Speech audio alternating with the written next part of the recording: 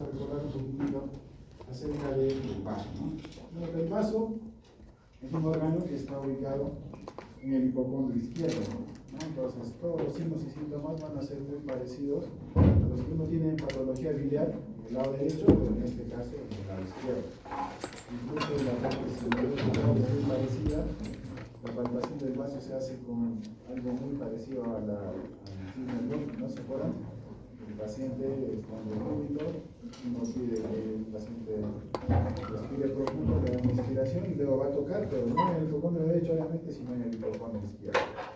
Si quieres palpar un poquito mejor el vaso, lo que tienes que hacer es poner al paciente un poco de costado, no se olviden, con la pierna de acá flexionada, y ahí uno puede hacer una palpación bimanual del vaso, o sea, tocar por adelante y por atrás, para poder evaluar el tamaño, la consistencia, o si existe o no dolor. Como se dan cuenta en la figurita, ahí es la localización del vaso, ¿no? En el hipocondrio izquierdo.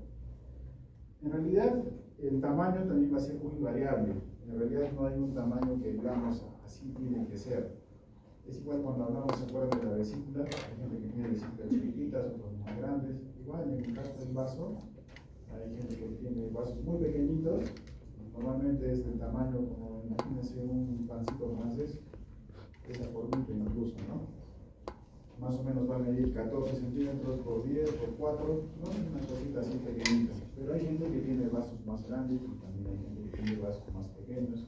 El peso es más o menos 200 gramos. Esto para nosotros es, les pongo la anatomía para que recuerden un poquitito nada más, pero en cirugía para nosotros es importante porque el vaso probablemente sea uno de los órganos más irrigados que existen. Y eso hace que nuestra cirugía de sacar el vaso, que se llama esplenectomía, pueda ser un poco más, digamos, trabajosa, porque uno no solamente va a encontrar un paquete vascular nervioso que llega en una sola, como lo que, por ejemplo, pasa con el hígado, ¿no? Que va sube todo por el hígado hepático, ahí están la arteria y la arteria hepática y la vena porta, y cuando uno liga esas dos ya tienes prácticamente hecho todo, lo demás es despegar nada más el vaso, perdón, el hígado. En cambio, en el vaso, como ustedes pueden ver, hay vasos, arterias y venas que van a venir por el hígado esplénico, rama del tronco celíaco, ¿no es cierto? Pero también, como ustedes pueden ver acá, hay vasos cortos y por acá atrás también, donde está el páncreas, también llegan algunas ramas, o sea, tiene irrigación por existe en realidad. Y eso se debe a que el vaso tiene una función hematológica importante, ¿no? Como pueden ver ustedes ahí, a ver, pues la arteria esplénica, las arterias gástricas cortas o vasos cortos, ramas de la gástrica izquierda y ramas de la gástrica hepática. En el caso de las venas, también la vena esplénica va a drenar directamente la vena porta. Y va a haber varios ligamentos que lo fijan al vaso, ¿no? Para que no se caiga, digamos, hay ligamentos que van de frente al estómago, hacia el riñón, hacia atrás, ligamentos esplenofrénicos hacia arriba, donde está el diafragma, y así, ¿no? Entonces hay varios ligamentos y eso también hace dificultoso el hecho de poder retirarlo, ¿no? Tiene varias caras, como en esta imagen se les muestra las caras, sobre todo nada más de anatomía, ¿no? Una cara que va hacia el colon, que está debido hacia el colon. El otro día operamos con ustedes una microlectomía, ¿se acuerdan que les dije que había que tener cuidado? Porque en eso de despegar el colon, hay algunos vasos también que suben del colon hacia el vaso.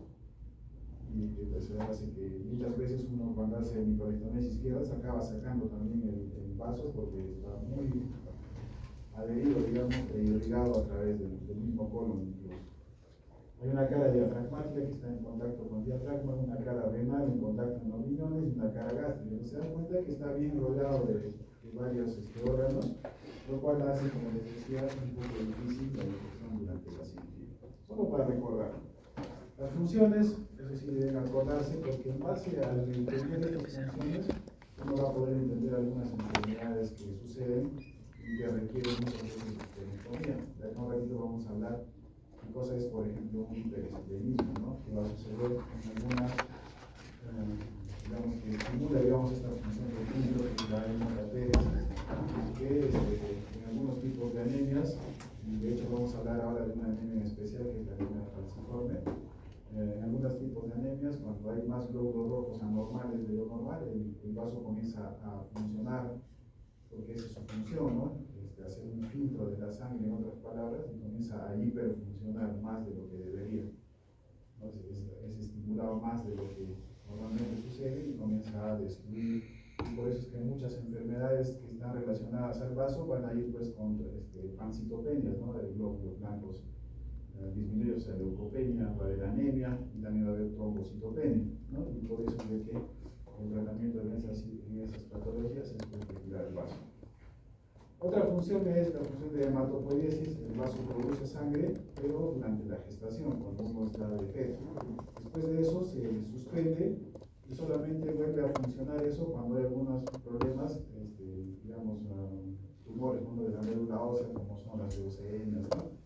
En las cuales la médula ósea pierde esa capacidad de producir sangre, entonces el vaso como que quiere complementar, digamos, esa función como una cuestión de supervivencia, ¿no? Entonces ahí vuelve a producir sangre, ¿no?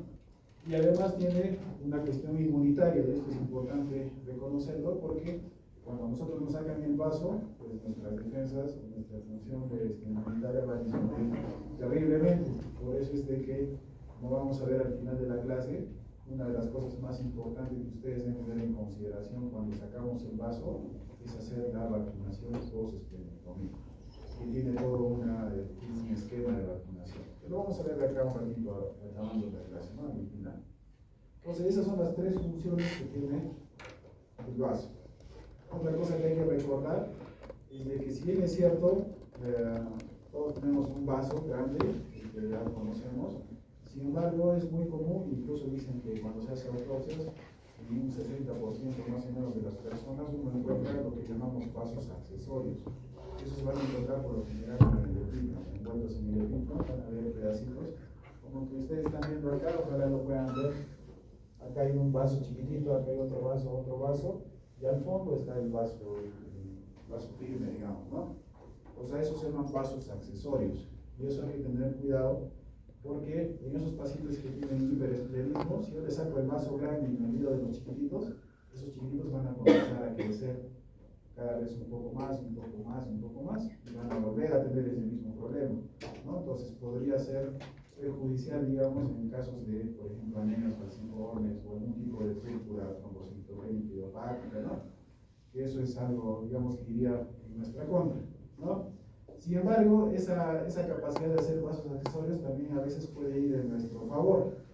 Y ¿dónde lo van a escuchar eso? Por ejemplo, en pacientes que han tenido traumas esplénicos, que tienen el vaso completamente destrozado, a veces hay que sacar el vaso, pero nosotros agarramos y en pedacitos de vaso los hacemos como bolsitas con el epiplo y lo ponemos ahí como haciendo un trasplante, ¿no? Un autotrasplante, digamos, sacar esos pedacitos que están destrozados, pero los volvemos a injertar, digamos, en el mismo epiplo para que ese vaso comience, como si fuera un vaso accesorio, comience a funcionar y no pierda en una persona normal, estoy hablando de un paciente que ha tenido un trauma esplénico, por ejemplo, ¿no? Entonces puede ir en nuestra contra como puede ir en nuestro favor también dependiendo de la patología. Pero es bueno que recuerden que es normal, digamos, encontrar vasos accesorios. Entonces, ¿a qué viene eso? Porque justamente cuando ustedes tengan por ahí les toca un paciente con, por ejemplo, púrpura trombocitopénica idiopática y hacen tomografía, es importante que sean muy cuidadosos en visualizar la existencia de vasos accesorios para poder operar y sacar no solamente el vaso grande, sino también esos pequeños vasos accesorios, ¿no? ¿Me entiende, verdad? ¿Ya? Entonces es importante que ustedes sepan que existen también estas anomalías que se llaman vasos accesorios. Entonces, algunos términos para continuar. Esplenosis, lo que les decía, ¿no? Es un autotrasplante heterotópico de tejido esplénico como una ruptura del vaso, lo que se está comentando ahorita. Cuando tienes un paciente que ha tenido un accidente, un trauma esplénico, esos pedacitos de vaso que aparentemente tú los has resacado, ya no funcionan, digamos, puedes autotransplantarlos en el mismo equipo, envolviendo, y normalmente esos vasos se vuelven a irrigar y comienzan a funcionar cual si fuera un vaso común. Ya, eso se llama esplenosis, ¿no? Hiperesplenismo, lo que hablábamos hace un rato, que es un trastorno en el cual el vaso se hace cada vez más activo, ¿no? Entonces se ve estimulado por algunas patologías, por ejemplo, anemias, algunos tipos de anemias, las púrpuras, en las cuales el vaso comienza a funcionar más de lo normal, digamos, y comienza a atrapar más de lo normal glóbulos, de células sanguíneas, incluso, digamos, solamente a las que están viejitas, digamos, no los glóbulos viejos o deformes, sino también comienza a destrozar también los buenos, ¿no? Entonces comienza a funcionar más de lo normal. A eso se llama hiperesplenismo, ¿no? Entonces, en ese caso, lo que hay que hacer, pues, es una esplenectomía, ¿no? Porque tenemos dos términos de hiperesplenismo, ¿no? Entonces, y el otro es ver cómo diagnosticamos el hiperesplenismo. Esto solamente es como un recuerdo, porque esto lo han visto en medicina, en hematología.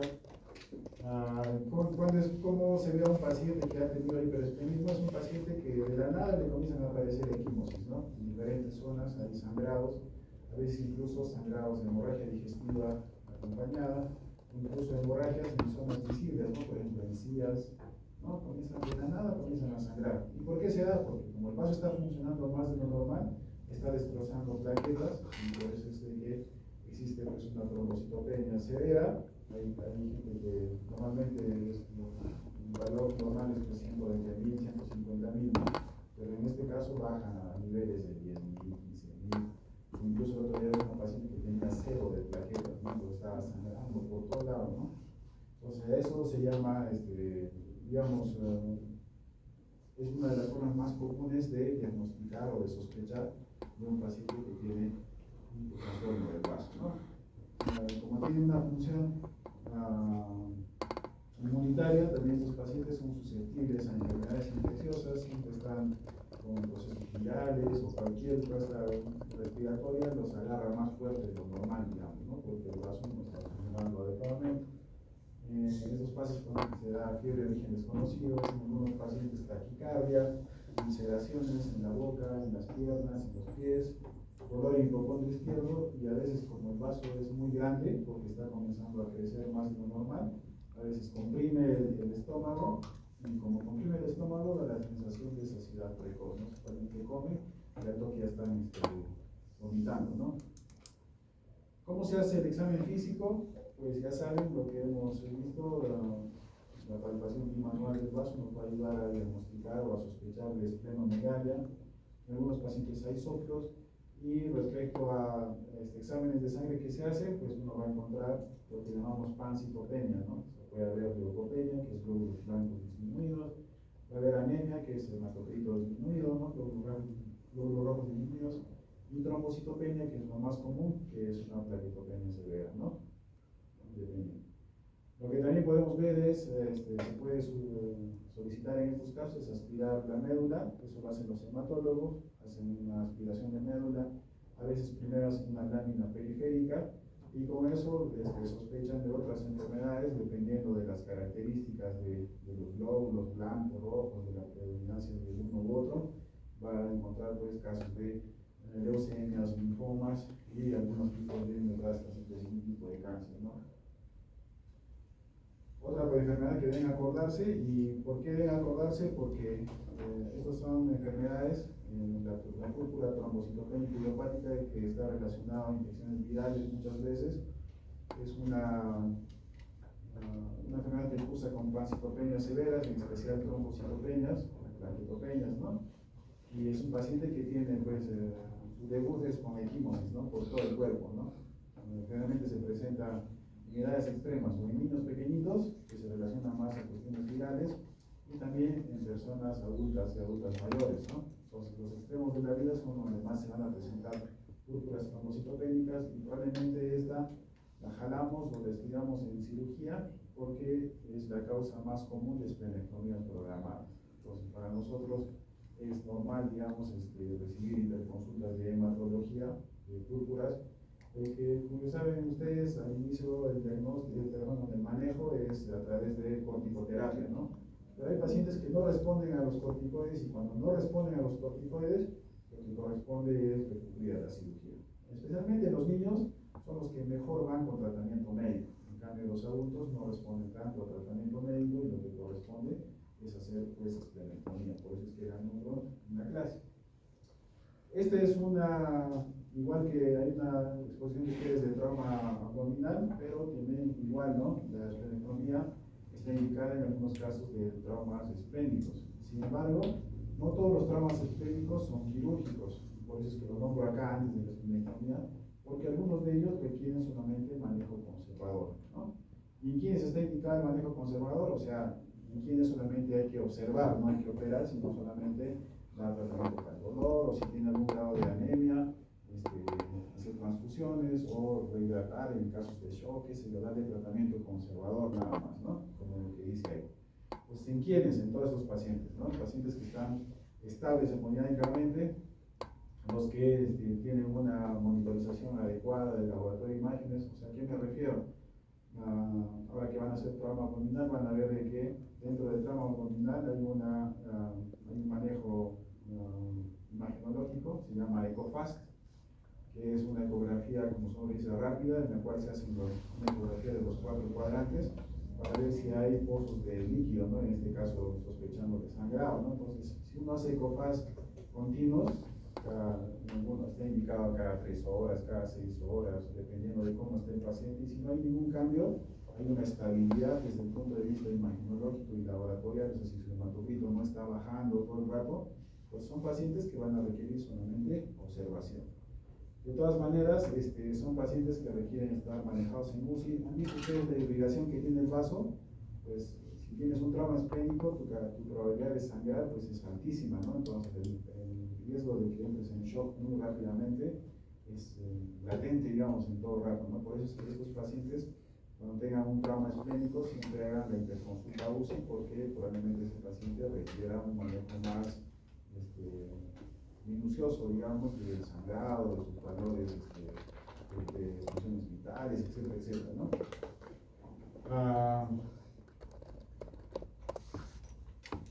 Pero todas estas enfermedades que se dan son cosas que, como les digo, son de diagnóstico, más de medicina y de hematología, ¿no? Eso, como les digo, ya lo han visto ustedes en medicina y hemato, estas enfermedades. Lo que a mí me interesa un poquito profundizar un poco más en la clase de hoy día es una patología que sí la van a diagnosticar ustedes muy rápidamente. O sea, las otras, las púrpuras, las anemias, algún tipo de cáncer esplénico, abscesos esplénicos, por otro tipo de cosas, lo van a diagnosticar probablemente en una cuestión más programada, digamos, son pacientes más crónicos, ¿no? Pero a mí me interesa que ustedes sepan esta cosa de acá que se llama impacto esplénico en altura, porque muchos de ustedes van a ser al inicio, obviamente, como todos los médicos generales, y algunos de ustedes van a trabajar, probablemente como lo hacen muchos, en clínicas de la ciudad, ¿no? No vamos a poner dónde, pero generalmente casi todas las clínicas grandes se dedican a atender pacientes extranjeros.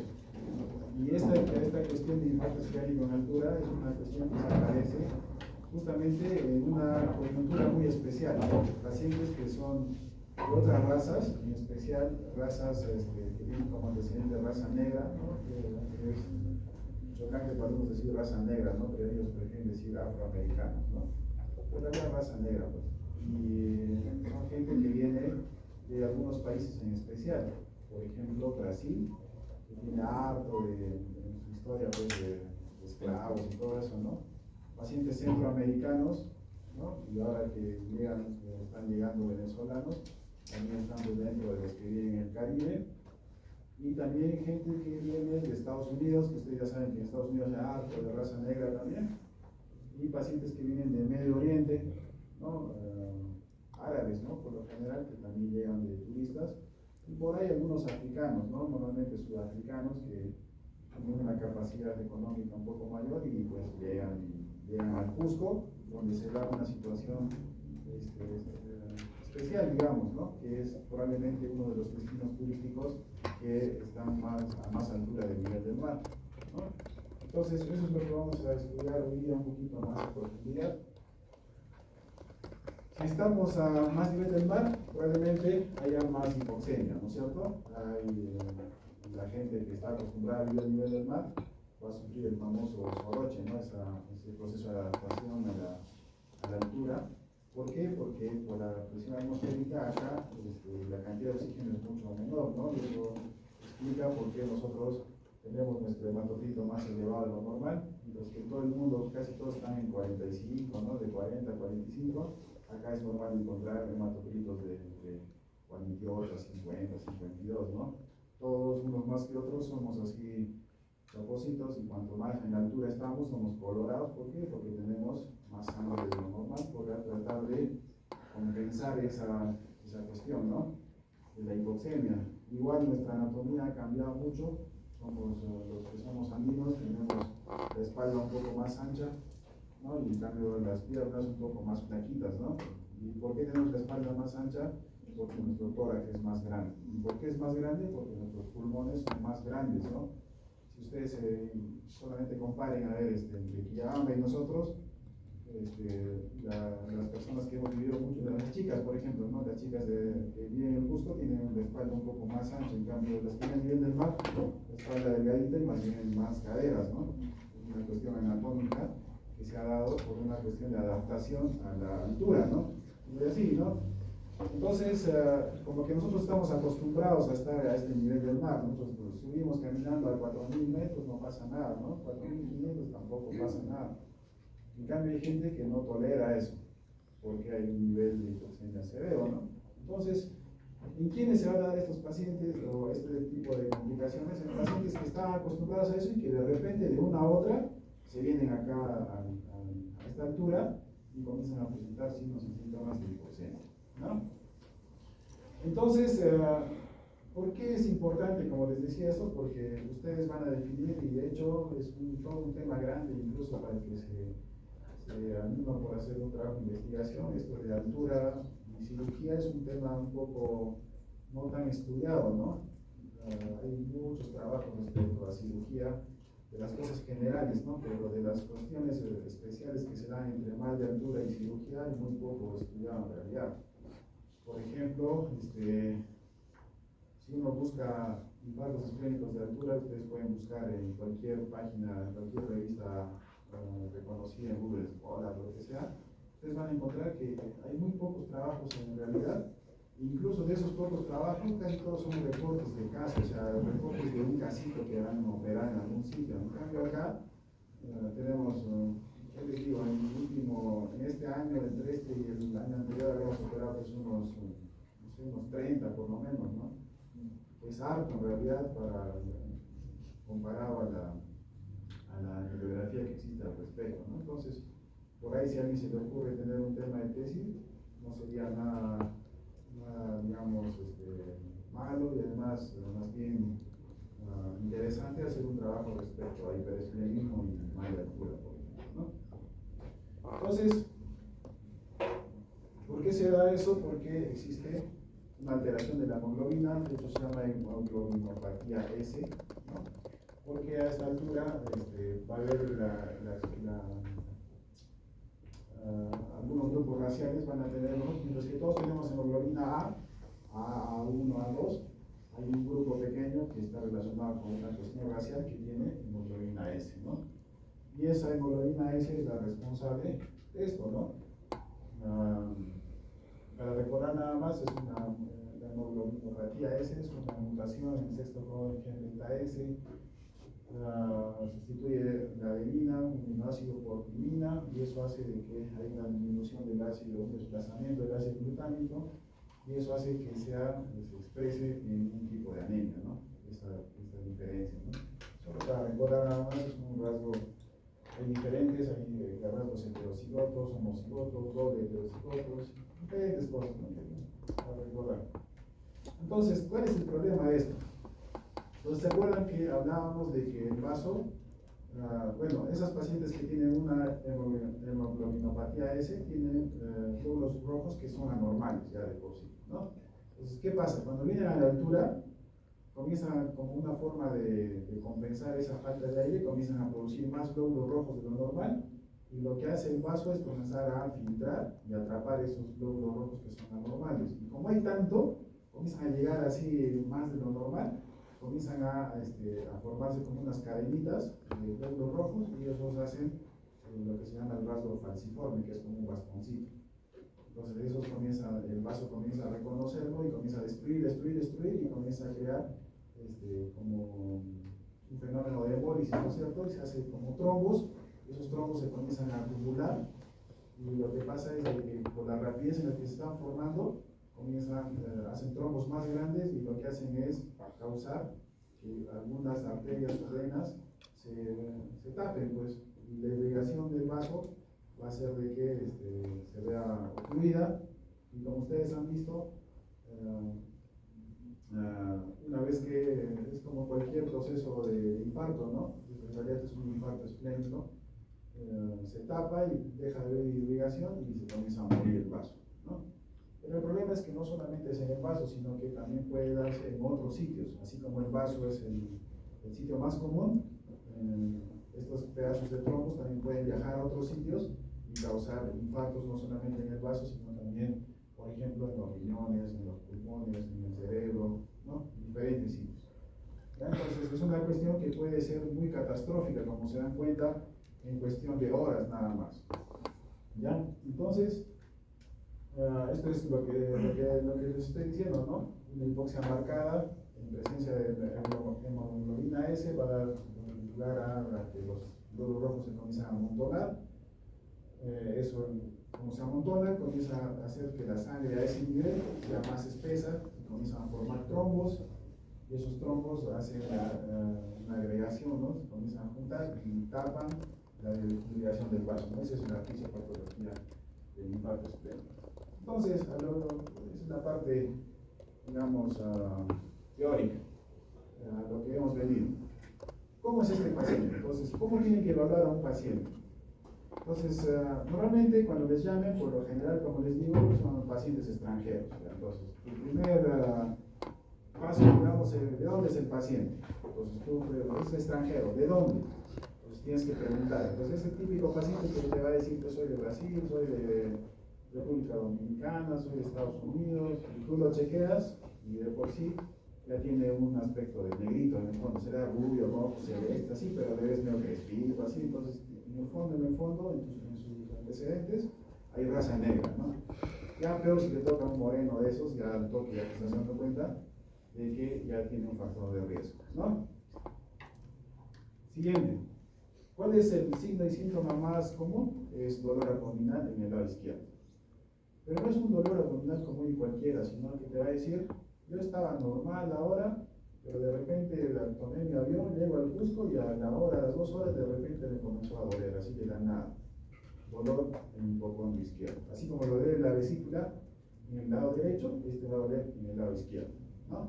Entonces, ya tienes un paciente con raza o con antecedentes epidemiológicos y que recién ha llegado hace unas horitas al Cusco, ya sea, normalmente que la llegada es, tiene que ser una llegada rápida, digamos. ¿A qué me refiero rápida? Avión, ¿no? Llegan en avión, ustedes saben que el avión es presurizado, no hay problema, el avión puede subir a 10.000 pies arriba y no pasa nada porque está presurizado. Pero llegan al Cusco y de repente no hay acá pues, presurización del ambiente, ¿no? Entonces llegan y la presión atmosférica es bajísima, entonces ahí es donde genera todo el problema. O la otra clásica es de brasileros, en especial, que gente joven, por lo general es una enfermedad que afecta más a gente joven, que vienen en moto. Esos motociclistas que son unos locos, así que vienen de 15.000, se suben en media hora hasta la Osangate, y de repente llegan al Cusco, en cuestión de una hora, estarán pues así de la selva arriba, ¿no? Y llegan al Cusco y comienzan con dolor. Entonces, tan solo con esos detalles, tú ya estás sospechando muchísimo de infarto esplénico, ¿no? Entonces va a haber, además, sensación de falta de aire, porque no puede respirar bien, porque no tiene la capacidad, digamos, para compensar esta altura. En algunos va a haber diaporesis, vómitos en algunos, diarrea en otros, ¿no? Pero por lo general lo más importante, como les decía, dolor abdominal y hipocondrio izquierdo, con antecedentes epidemiológicos, ¿no? Ya.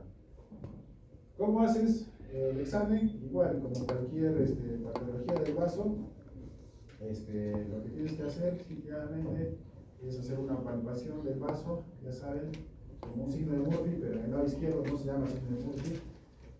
Tiene otro nombrecito que se me olvidó ahorita, es un nombre complejo, se me fue ahí, pero tiene otro nombre. Pero la maniobra es muy parecida al signo de Murphy.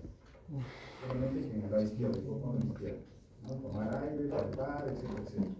Y la otra es la famosa palpación bimanual del vaso, en el cual tú tienes que poner al paciente de costadito, con la pierna bien flexionada contra el tórax, para darle espacio a que uno pueda palpar, y lo que haces es palpar con las dos manos el sitio del vaso. Entonces ahí puedes captar o tomar digamos, la idea de sensibilidad en el vaso, dolor en el vaso, incluso si es que quieres, incluso en algunos casos, puedes palpar el tamaño del vaso, ¿no? Lo que les decía, ¿no? Por lo general, ¿y quiénes tienes que sospechar? Pacientes jóvenes, entre 18 a 34 años, que son los que más viajan en realidad, ¿no? Pacientes de género masculino por lo general. Hay muy pocos casos. De esos 30 pacientes que les digo, apenas 2 son mujeres, que hasta no recuerdo, los que yo he operado, ¿no? Probablemente otros cirujanos se hayan operado otros tantos, así, pues como se dan cuenta es una población grande, ¿no? Pero de esos 30, solo me acuerdo de 2 mujeres, y los otros 28 eran varones, ¿no? Entonces es una enfermedad que más va para varones. Por lo general, respecto a la raza, pues raza negra, ascendencia africana o afroamericana, o también ascendencia mediterránea, ¿no? Del Medio Oriente, ¿no? Procedentes de la costa peruana, de Brasil, países del Caribe, afroamericanos, Venezuela, quizá los pacientes están llegando. ¿Cómo se hace? ¿Qué tienes que hacer? Si tú ya sospechas de ese infarto esplénico, le vas a pedir obviamente casi todo lo normal para una cirugía probablemente, ¿no? Hemograma, glucosa, creatinina, TPNR, grupo factor, todo. Pero si quieres estar seguro de que su enfermedad es una anemia falciforme, lo que tienes que hacer es pedir uno de tus exámenes, ¿no? Y eso es una electroforesis de hemoglobina, para que tú estés completamente seguro que lo que tienes es una hemoglobinopatía, ¿no? Además, puedas pedir pues, perfil hepático. De hecho, estos pacientes, algunos pacientes que van con patologías esplénicas, van con una cuestión de que el hígado, de lo que es más grandecito, a veces, hablo en este caso no tanto del infarto esplénico, sino de las otras patologías que les dije, de PTIs o algunos tipos de anemia, como una forma reactiva, tienen el vaso más grande, pero ya también el hígado se vuelve más pequeñito, y más duro también, ya no se vuelve tan suave, sino más duro. Entonces uno podría también pedir perfil hepático para evaluar la función hepática también, ¿no? De la mano. La cuestión que es, así es como se hace el diagnóstico. ¿Qué le van a pedir cuando tengan que hacer estudio de imágenes? Pues hay varias formas, pero lo más importante es pedirle una tomografía abdominal, ¿no? Le puedes pedir una radiografía abdominal simple, sí, se puede expresar en que el vaso es más grande, y por eso es de que ¿cuál es más, una radiografía de abdomen o una de tórax, cuál se ve más arriba, el lado derecho o el lado izquierdo? Derecho. El derecho, ¿no es cierto? Porque el hígado está ahí y se le está aumentando hacia arriba. Pero en estos casos vas a encontrar que más bien es al revés. Cuando el vaso está muy grande, van a encontrar ustedes de que están al mismo tamaño o incluso más arriba del lado izquierdo. Entonces hay una elevación del diafragma, ¿no? ¿Le puedes pedir ecografía abdominal? Sí, porque la ecografía abdominal va a ir de la mano con una ecografía Doppler. Entonces la ecografía Doppler, la abdominal va a ver el vaso, es cierto, pero junto con eso van a poder hacer un Doppler del vaso. ¿Y el Doppler para qué sirve el Doppler? Para verificación. Para verificación, ¿no es cierto? Tiene ahí la cómputo en colorcitos, ¿no? En el rojo, el azul. Bueno, hace una sensibilidad de la saturación del oxígeno que es diferente en la arteria que en la vena, y eso lo expresa en colores y uno puede ver la irrigación. Y si tú ves todo el vaso, normalmente debería estar bien irrigado, ¿no? Pero cuando hay infarto esplénico va a haber zonas del vaso que no van a estar irrigadas. O sea, se va a ver el vaso todo acá, pero esas lucecitas rojas y azules que uno ve cuando hay irrigación, no las vamos a ver, ¿no? Entonces nos ayuda así la ecografía abdominal porque va de la mano con el ecografía. Otra que nos ayuda y que va de la mano con la tomografía abdominal es la angiotemia, ¿no? Entonces podemos pedir las dos al mismo tiempo, porque uno puede ver, si tenemos un angiotema, vamos a ver que hay una parte que está obstruida y que no irriga todo un segmento del vaso o todo el vaso probablemente. O también vamos a ver en la misma tomografía algunas lesiones, ¿no? Y la lesión clásica es la lesión en forma de cuña, que ahorita vamos a ver. ¿Ya? Entonces, ¿qué le van a pedir? Una tomografía. Porque la tomografía nos va a ayudar no solamente a ver,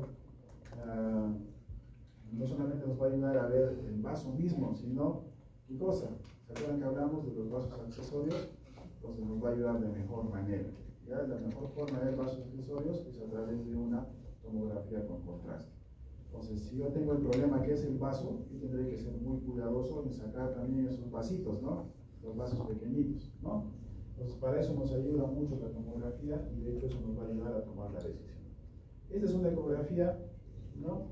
Normalmente esta es la estructura normal del vaso, pero como ustedes pueden ver, el vaso está hasta acá, y hay una parte, una lesión que uno puede ver en la cual la estructura va a ser completamente diferente, ¿no? Este es el famoso Doppler que les decía, que nos va a ayudar también junto a la ecografía, ¿no? En esta parte, que es la parte, acá está llegando bien la sangre, pero acá, ¿no? En la parte más superficial, digamos, del vaso, es una parte donde no llega irrigación y uno puede ver, ¿no? Y lo que nos ayuda, pues, es la tomografía, ¿no? Y como ustedes ven acácito, este es el vaso. Cuando ustedes vean vaso, les va a ayudar mucho a comparar la consistencia o la apariencia del vaso con el hígado. Son muy parecidas, como se pueden dar cuenta ustedes.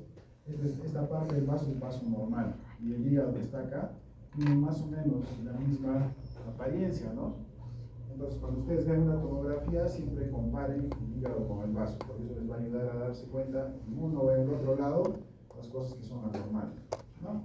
Como se dan cuenta ustedes, esta parte del vaso no tiene nada que ver con esto, ¿no es cierto? O con el resto. Entonces ahí, esta zona es la zona de infarto. O como acá también, ¿no? Ahí pueden ver cómo se ve la diferencia o la zona del infarto. Esto es un trabajo, mire, como se dan cuenta, es así, un trabajito de un paciente, ¿no?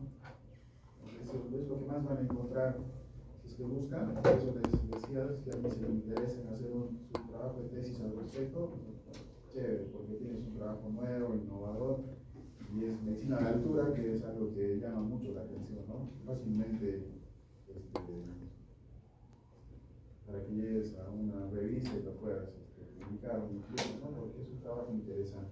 Pero bueno, igual, miren, fíjense acá ya la zona de infarto es mucho más grande, más o menos. ¿Por qué es importante la tomografía? Porque nos ayuda a definir qué porcentaje de vaso está implicado, digamos, ¿no? Entonces, por ejemplo, acá cuánto más o menos será, pues, como un 70-80% del vaso que está infartado, ¿no es cierto?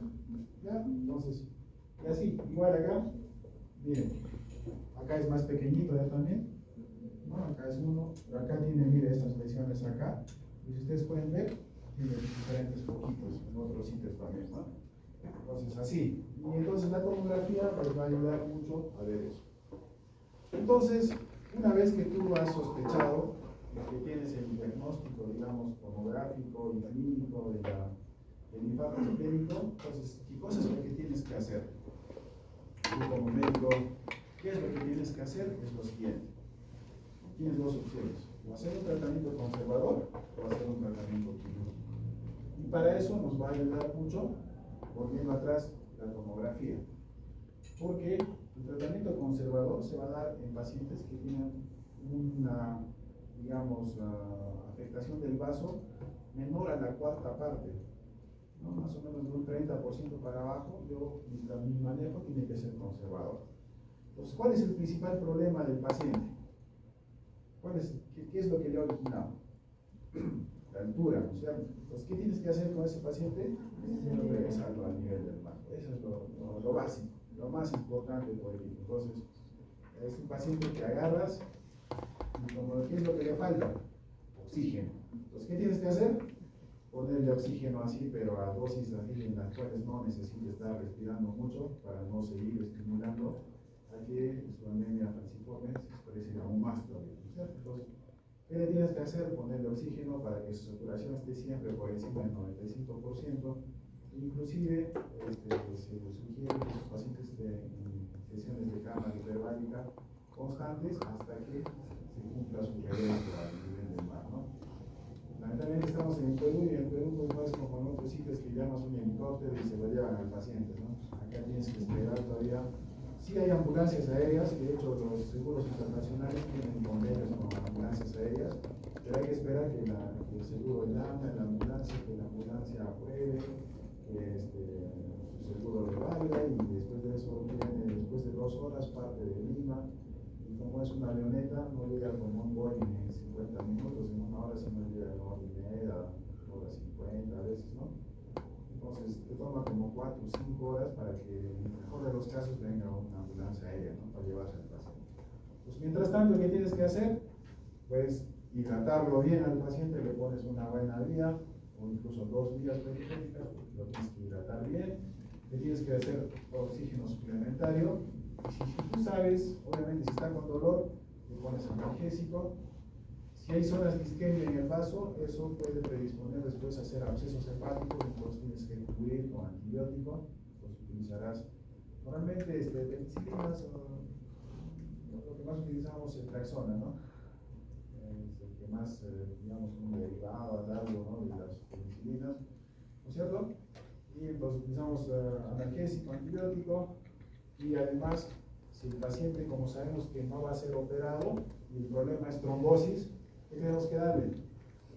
Algo que luche contra los trombos, ¿no? Y eso qué cosa es utilizar, por ejemplo, anticoagulantes, ¿no es cierto? Entonces, lo que más utilizamos es enoxaparina, ¿no? Es el más manejable ante una eventualidad.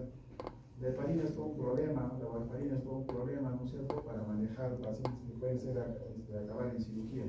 Porque si bien es cierto, este paciente, cuando tú lo observas, puede tener un 20-25% de infarto, eso no significa que en las horas próximas ese infarto no pueda aumentar, y que a pesar de que te estás volviendo al nivel del mar y todo eso, pues son pacientes que pueden acabar de todas maneras en cirugía, ¿no? Entonces, la que se maneja más, se presta más para esos manejos pre y post quirúrgicos es la enoxaparina. De hecho, cuando hablamos de pacientes, preparación del paciente quirúrgico, ¿se acuerdan de los pacientes que utilizaban heparina o warfarina? Lo que se hacía al paciente era primero pasarlo a enoxaparina, porque la enoxaparina tiene la ventaja de que la podemos suspender 12 horas o incluso hasta dicen 6 horas previas a la cirugía, ¿no? Entonces es más manejable. ¿Ya? Entonces, si tú sabes que tu paciente va a regresar al nivel del mar, lo que haces es utilizar tromboprofilaxis, enoxaparina, le pones de 40 a 60 microgramos cada 12 horas de subcutánea, además le das analgésico, antibiótico, ¿no? Y, digamos, es un manejo de los síntomas, ¿no es cierto? Y lo más importante, darle oxígeno, ¿no? Oxígeno a dosis altas para que su saturación siempre esté por encima del 95%. Pero en otros pacientes, cuando ya comienza a haber un infarto que es más grande, cuando ya hablamos de un infarto de un 40-50% para arriba, los trombos comienzan a acumularse y se hace infarto, y comienza a crecer y crecer y crecer, y vas a tener un vaso gigante, pues. ¿Y cuál es el riesgo de un vaso gigante que está creciendo y que se está tapando, y la sangre llega, y como han visto que ustedes, la irrigación del vaso, ¿cómo era? Llegaba por un lado, pero también había vasos por aquí, vasos por allá, ¿no? Entonces, en un paciente tapado le sigue llegando sangre, y se va creciendo un poco más. ¿Y cuál es el riesgo? Que una de esas haga ruptura esplénica espontánea. Se rompa el vaso, y ahí sí nos fregamos porque salen los trombos, todo, y comienza a sangrar como mierda, ¿no? Entonces, esa va a ser una indicación de cirugía de emergencia. Cuando tiene un infarto clínico grande, se opera, no porque se haya esterilizado, nada, porque al final eso puede fibrosarse y todo chévere, ¿no? Sino porque el riesgo más grande es de que el vaso se rompa, haga una ruptura esplénica. Entonces, por eso se opera, y en ese caso, pues el tratamiento es quirúrgico, y por eso era la intención de esta clase, de que ustedes sepan que algunos tipos de anemias, como es el caso de la anemia falciforme, puede acabar en esplenectomía de emergencia. Entonces, la anemia falciforme también se conoce, cuando hablan con gringos, ellos no te van a decir, algunos conocen como rasgo falciforme, en especial los americanos, pero en el resto de otros sitios lo van a conocer en inglés con un nombre que se llama sickle cell, ¿no? Sickle cell. Entonces, algunos dicen, ¿no? En mi familia hay sickle cell, ¿ya? Pues ya sabes que eso es rasgo falciforme, ¿ya? Entonces, ¿cómo evoluciona el infarto esplénico? Como les decía, puede haber un infarto agudo focal no complicado, que es el que lo tienes que regresar al nivel del mar, o puede haber pues un infarto masivo, que es el que ya se opera, y mucho más cuando cuando hay una disrupción capsular, es conocida como ruptura espontánea del vaso. Entonces, ambas, tanto el infarto masivo como la ruptura espontánea, son cirugías de emergencia, ¿no? En esos casos se llama esplenectomía. Entonces, ya volviendo en general a lo que ya sea por púrpura, por hiperesplenismo de otras causas, por abscesos esplénicos o por todas las patologías que ustedes ya conocen, en algunos casos hay que hacer esplenectomía. Así como había colecistectomía, todo lo que acaba en ectomía es sacar, ¿no? Gastrectomía, colecistectomía, colectomía, no sé. En este caso, sacar el vaso se llama esplenectomía, ¿no? Entonces, la esplenectomía se va a dar tiene diferentes indicaciones, como ven ustedes acá. Hay desde la esplenectomía diagnóstica hasta algunos tipos de alteraciones del glóbulo rojo, están la esclerositosis, hemoglobinopatías, es lo que les decía, ¿no? Sickle cell, que es la anemia falciforme. Va a haber otros tipos de adquiridas, como las autoinmunes, como las policitemias veras, las púrpuras trombocitopénicas idiopáticas, tromóticas, alteraciones de glóbulos blancos, síndromes mieloproliferativos, enfermedades por depósitos infiltrativos, síndrome de Félix arcoidosis, ¿no? Así, todo un manejo de indicaciones, digamos, desde el punto de vista médico. Desde el punto de vista quirúrgico, algunas lesiones. ¿Se acuerdan cuando hablamos de hiatridosis hepática? También hay hiatridosis esplénica. No es tan común, pero sí hemos visto casos de hiatridosis esplénica. Entonces, dependiendo de la afectación del vaso, en algunos casos no solamente hay que sacar el quiste, sino también todo el vaso, ¿no? Va a haber también tumores, el infarto esplénico que hemos hablado hace un momento, abscesos, algunos tipos de malformaciones arteriovenosas, algunos tipos de aneurismas, hipertensiones portales. Lo que les decía, hay una comunicación, digamos, por una cuestión de irrigación y de drenaje del sistema venoso hacia la vena porta, como es el vaso y el hígado, que comparten, digamos. Entonces, algunas alteraciones del vaso o del hígado se comunican entre ellas, digamos, y por eso es que es normal a veces encontrar esplenomegalia junto con hepatomegalia o con alteraciones en la consistencia del hígado o del vaso de uno u otro lado, ¿no? Entonces, a veces también es necesario.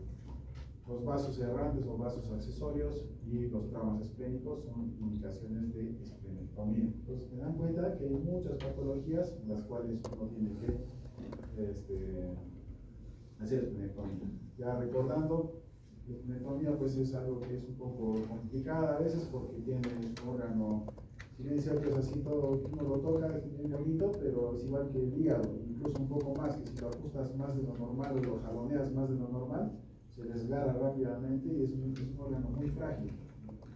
Es un vaso, pues, ¿no? Como un vaso, lo jalas mucho, lo ajustas mucho y se rompe, ¿ya? Entonces, tiene relaciones, han visto que se fueran de las caras, que está pegado hacia el páncreas, por eso es de que hay que tener mucho cuidado al despegar la cara pancreática, porque ya saben ustedes que el páncreas también es un órgano muy irrigado, y estos pacientes, cuando se muere un paciente postoperado de páncreas, por lo general es por sangrado, porque tiene mucha irrigación, igual el paciente del vaso, ¿no? Entonces, hay muchas condiciones anatómicas que hacen que esta cirugía sea algo más complicada. Pues la esplenectomía se puede hacer por vía laparoscópica o por vía abierta, ambas, ¿no? Pero en estos tiempos ya casi no hacemos esplenectomías abiertas, por lo general hacemos esplenectomías laparoscópicas, excepto en vasos que son muy grandes. En algunos casos de hiperesplenismo, de púrpuras, hay vasos que son de lo que es así, de ese tamañito, hay vasos que van a ver ustedes, en YouTube las tenemos en fotos, son vasos así gigantes, ¿no? Tamaño de 30 por 30 más o menos, ¿no? Son vasos grandes. Pero normalmente incluso esos se pueden hacer por laparoscopía. Es cuestión un poco de tener paciencia, un poco de habilidad y felizmente tecnología, ¿no? Entonces ahora, ¿se acuerdan cuando creo que todos han visto suturas mecánicas, ¿no? Lo que utilizamos en el intestino. Igualito hay suturas mecánicas para vasos, suturas que se llaman suturas vasculares, que están hechos de grafitas que son más finitas todavía para poder sellar arterias y venas, ¿no? Que es diferente a sellar intestinos, ¿no? Que tienen la pared un poco más gruesa, ¿no? Normalmente, ¿se acuerdan de los colores? Cuando usted entraba sí, creo que todos han entrado ya a usar sutura mecánica, han visto, no sé qué dicen. Les mostré que escogíamos colores rojo, amarillito, verde, estas estructuras mecánicas son las estructuras vasculares, las van a reconocer ustedes porque son estructuras de color blanco, ya está estandarizado eso, ¿ya? Entonces se hace por vía laparoscópica. El punto de las incisiones, este es un paciente que hemos operado, por ejemplo. Acá está muy parecido a la técnica americana de la vesícula, que es a este lado, ¿no es cierto? Solamente que en este lado, en vez de poner este punto en el ombligo, lo ponemos más arriba porque el vaso está por acá arriba. Entonces, si yo pongo muy abajo mi cámara, no me va a dar espacio como para ver el vaso como debería ser. Por eso es que este cortecito que debería estar acá en el ombligo lo subimos acá para que la cámara pueda ver más cerquita y me alcance el espacio adecuado. Esas son imágenes de algunas esplenectomías que hemos hecho. Toda la parte negra y queda un poquitito de vaso nomás acá, ¿no? Se dan cuenta, un 80% del vaso. Este es otro en el cual el 100% del vaso estaba infartado.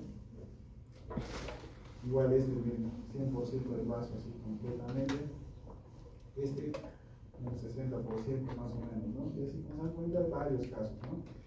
La ventaja de la esplenectomía laparoscópica es igual que la ventaja de la colecistectomía laparoscópica respecto a la labial. Mucho más en el vaso todavía, porque si en la vesícula el corte es de este tamañito más o menos, en el vaso, como ustedes pueden ver, a veces el corte es mucho más grande. Hay medianas, subcostales, cosa más grande, porque tienes que meterle más al fondo, ¿no? Porque el vaso está arriba. Entonces, mientras que la esplenectomía tiene cortes chiquititos, la recuperación es mucho más rápida, entonces tiene las mismas ventajas que cualquier cirugía laparoscópica.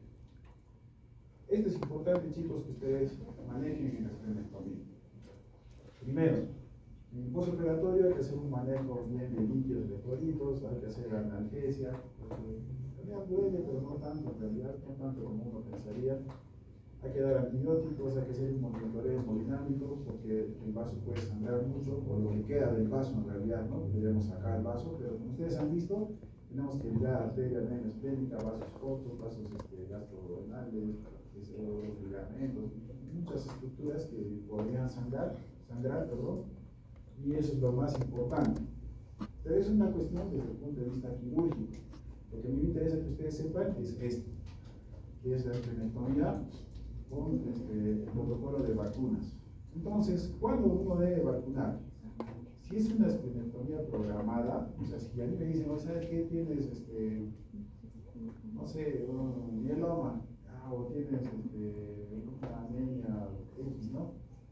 Necesita una púrpura trombocitopénica que tiene cuadros repetidos de plaquetopenias severas, etc. Y me dicen, ¿sabes qué? El único tratamiento que necesitas es sacarte el vaso. Eso se llama esplenectomía programada, ¿no es cierto? Entonces, en las programadas, el esquema de vacunación se debe cumplir, se debe cumplir 14 días antes de la cirugía, antes de la esplenectomía, ¿ya? Entonces, 14 días, no antes, no después, 14 días antes de la cirugía. Y si es una esplenectomía de emergencia, como lo que sucede en el infarto esplénico, no le voy a decir espérese 14 días, ¿no? No tengo que operar de emergencia. Entonces, en ese caso, se da 14 días, pero después de la esplenectomía. ¿Ya? Entonces, acuérdense, si es programadas, 14 días antes. Si es de emergencia, 14 días después. ¿Y qué vacunas le van a dar?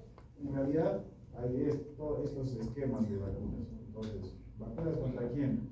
Neumococo, meningococo, hemófilus y profilaxis contra la malaria, ¿no? Y en la primera, eso es lo que el paciente que ha sido esplenectomizado debe recibir. Y los pacientes que han sido operados, ¿qué vacuna tienen que recibir de emergencia? Digamos, 14 días antes, programada, 14 días antes, o de emergencia 14 días después, son estas vacunas. Entonces, ¿cuáles son? La vacuna antineumotóxica, la antimeningococo, antihemófilus y la de la influenza, ¿no? La de la gripe anual. Algunos le aumentan ahí la vacuna de la hepatitis y otros le aumentan la vacuna de la varicela. Entonces, esas.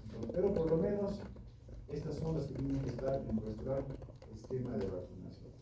Entonces, ahí viene nuestra orientación. ¿Ya? ¿Y por qué se vacunan esas nada más y no el resto? Porque, ¿se acuerdan cuando hablamos de la función del vaso? El vaso afecta o trabaja sobre solamente algunos tipos de bacterias. La forma en la que va a destruir el vaso estas bacterias es a través de un proceso de ozonización. Y eso solamente se va a dar en algunos tipos de bacterias, no en todos. Entonces, por eso es de que si es que tú no vacunas a estos pacientes pueden tener el riesgo de esto, de hacer una patología que en realidad está descrita, no tiene mucho tiempo en realidad, que es un síndrome de sepsis grave que se llama OXI, que está en inglés, que es la infección de post-pneumonía, ¿no? Y que cursa con qué?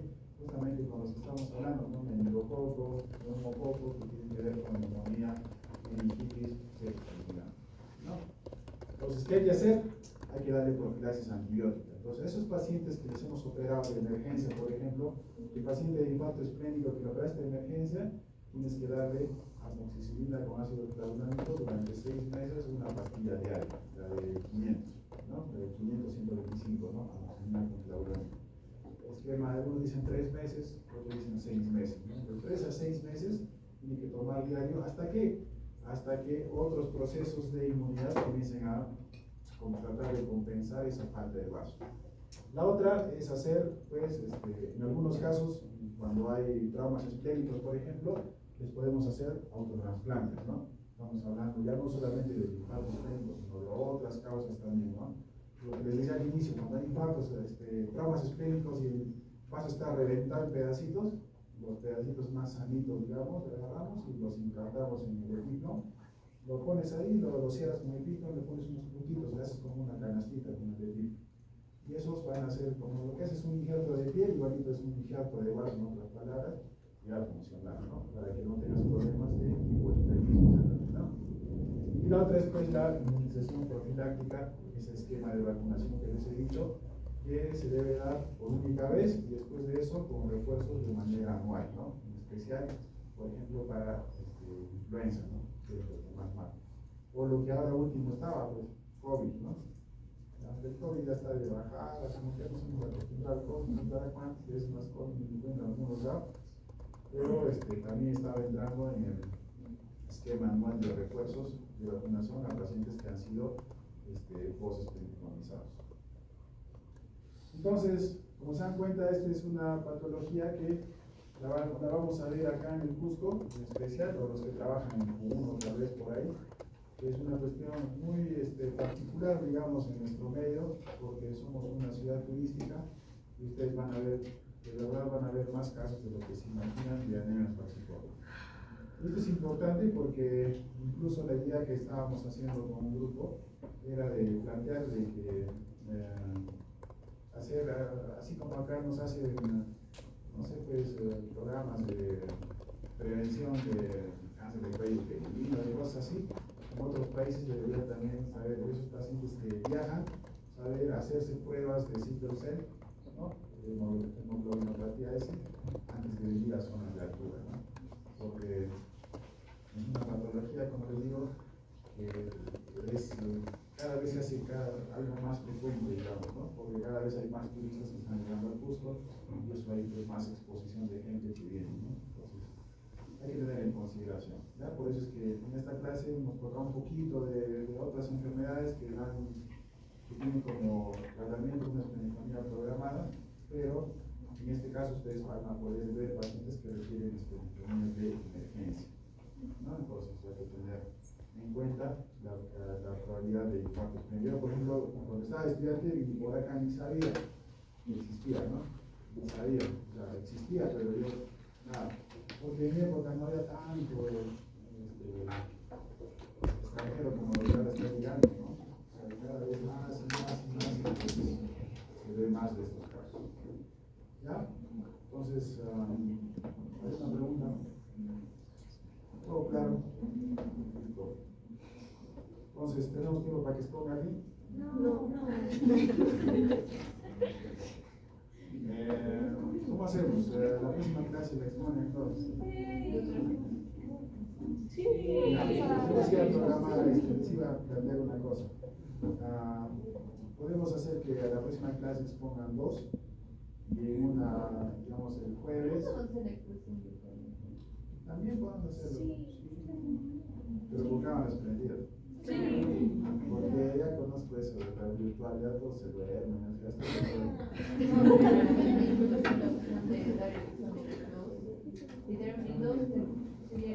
Lo podemos hacer la siguiente semana o esta semana, si se quiere. Digamos, el jueves que viene en mediodía de la tarde, hacemos virtuales, ponen dos, y el lunes próximo ponen otros dos. Entonces, la próxima semana, igual, un día, porque si ponen un solo día a los cuatro, no venimos a dormir. Dos, otros dos, así, 2 días de la semana.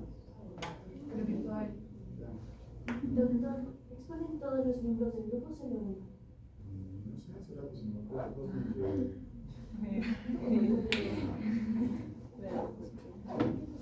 De preferencia, siempre es bueno. Una cosa, si no les ha dicho la delegada, estos 4 temas que van a exponer, también entran en el examen. Eso es algo básico. En realidad, lo que me interesa que entre es ya, no todos los textos, pero bariátrica y norma abdominal, eso sí tienen que entrar. Solo estos temas, porque las otras cosas. Sí, solo esto. Es lo único que te falta. Bariátrica y trauma. La de bariátrica y la de trauma abdominal, esa sí entra en el examen. Porque bariátrica, no quiero que aprendan tanto las técnicas mismas, probablemente dichas, pero sí quiero que sepan qué cosas hay, de qué se trata, para qué sirve, y qué cosas hay que tomar en consideración, ¿no? Porque ustedes están viendo que cada vez es más común la cirugía bariátrica. Y ustedes tienen que estar conscientes de que la bariátrica no es una cirugía estética, como muchos creen, ¿no? Lamentablemente ustedes, algunos de nosotros vamos a chocar con gente que han hecho o están haciendo la bariátrica un negocio. No es así. O sea, no todos tienen indicación para la bariátrica. Ustedes tienen que saber, porque ustedes van a preguntar, ustedes van a ser médicos y les va a tocar la vecina gordita, la prima, la tía. ¿Y qué tal? ¿Me opero o no me opero? Entonces hay que decir si te corresponde o no. Lo que te corresponde es hacer dieta nomás, hacer ejercicios, o tal vez simplemente necesitas un alivio, no nada más, ¿no? Antes que una cirugía bariátrica, ¿no? Porque ustedes van a ver, cuando van a exponer bariátrica, todos los cambios fisiológicos que se dan cuando uno tiene una cirugía bariátrica. Y mucho más cuando se trata, por ejemplo, de un bypass, de una liposucción, de un ciclo renal, etc., ¿no? Entonces ustedes tienen que saber eso. Entonces lo que yo quiero que más enfoquen es la parte de fisiología, la parte de, claro, saber las técnicas y todo eso, nombrarlas, más o menos de qué consiste. Y también quiero que pongan mucho énfasis en las complicaciones post cirugía bariátrica. Porque eso es lo que más, ustedes no les van a preguntar, ¿qué me conviene? ¿Un bypass? ¿Una manga? No. Si no va a venir un paciente desnutrido y les va a decir, oye doctora, ¿qué hago, no? ¿Qué hago? ¿Qué puedo hacer? ¿Qué tengo que tomar? ¿Cuál es la solución, no? Porque es lo que ustedes van a manejar como médicos generales. No van a manejar las fístulas gástricas, esa vaina no, que son complicaciones también de la cirugía bariátrica. Ustedes van a manejar pacientes con desnutriciones crónicas, con síndromes de malabsorción. Eso van a, entonces, esa parte quiero que le tomen un poco de énfasis a qué cosa es lo que se altera cuando haces una cirugía bariátrica. ¿Ya?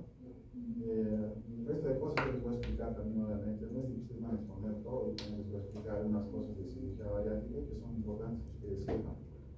Otra cosa que quiero que le tome énfasis es a la preparación del paciente de cirugía bariátrica. Porque el paciente de cirugía bariátrica no es un paciente que viene así de soy gordito, doctor, opéreme, ya no, el lunes te opero, así, ¿no? Como una hernia, ¿no? Tú lo revisas así, te opero el día lunes en la clínica, ¿no? El paciente con cirugía bariátrica es un paciente que requiere un manejo previo, una preparación previa. Los que están haciendo la exposición, visto que es un manejo multidisciplinario, en el cual, si bien es cierto, el cirujano es el cabeza, pero de la mano va un gastroenterólogo, endocrinólogo, nutricionista, cuidados intensivos, psiquiatra, ¿no? Psicólogo, porque hay muchas enfermedades que son psiquiátricas que tienen que ver con la comida, ¿no? Hay gente que tiene ansiedad y come. Hay gente que, no sé, sufre de depresión y acaban con su enamorada, bueno, también con problemas, ¿no? Y comen así, o tiene época de exámenes, y comienzan a comer y se les manda y es un problema. Entonces, a veces, tan solo tratando esa cuestión psiquiátrica, psicológica, tratas la obesidad. o pacientes con enfermedades de la tiroides, ¿no? Que tienen problemas de tiroides y que tienen que ver con obesidad. Pues a veces tan solo teniendo ese detalle de comenzar a estabilizar la tiroides, comienza a estabilizar también el peso. Yo les digo, ejemplo personal, yo soy gordito, pero cuando yo estaba pensando en que podía hacerme más grasa, a mis estudios de tiroides, es que me daba grasa, y recién después de eso, y comenzaba, después comenzando, voy a superar el doctor, ¿no? Es que para cada cirugía tiene su significación. ¿Me entienden? Entonces, por eso es de que es importante que ustedes le pongan énfasis a la parte de preparación y complicaciones de la cirugía, ¿no? Eso es lo más importante. Nombre, obviamente, los que van a exponer nombre, obviamente, cómo es una manga, cómo es un bypass, cómo es un switch, cómo es una bipartición. Es importante que ustedes conozcan una ala de la cirugía bariátrica, que es la cirugía metabólica, que es la cirugía que se está dando para el tratamiento de síndrome metabólico, ¿no? Para diabetes, ¿no? Y ahí se van a dar cuenta que hay muchas cosas que se pueden solucionar con cirugía, ¿no? De hecho, es un problema ahorita entrar en competencia con muchos endocrinólogos, ¿no? ¿Qué es lo que más atiende un endocrinólogo en su consulta privada? Diabetes. Y si tú encuentras una cura que lucha con la diabetes, miras con gran negocio. Endocrinólogo, ¿no? ¿Se dan cuenta? Entonces van a ver ustedes de que hay muchos intereses que ojalá con el tiempo vayan entrando, así como la pancreatitis que antes decían, no, el cirujano que se arregle con todos, pero se dieron dando cuenta de que maneja la pancreatitis, como han visto ustedes, es multidisciplinario, está el gastro, hay directivos intensivos en medicina interna, etc. Igual en obesidad, el manejo no solamente del gastro, del endocrino, también del cirujano, también del psiquiatra, también del nutricionista y todo eso, ¿no? Entonces, enfóquenlo desde ese punto de vista. Entonces, la siguiente semana exponen en una clase virtual, si quieren. Este es el último tema dado por mí. Y esos otros 4 últimos temas que son pequeños, en realidad, se los van a dar a ustedes, obviamente con mi participación.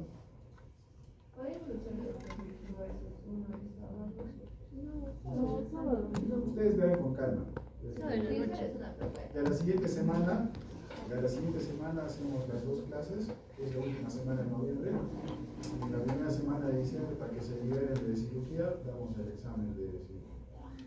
Ya han visto que no es difícil, tenemos la gente. ¿Cierto? Doctor, solo quedan las exposiciones, ¿no? Solo quedan las exposiciones. ¿Ya? Y si vamos a hacer virtual, eso sí, te voy a pedir que sea con cámara.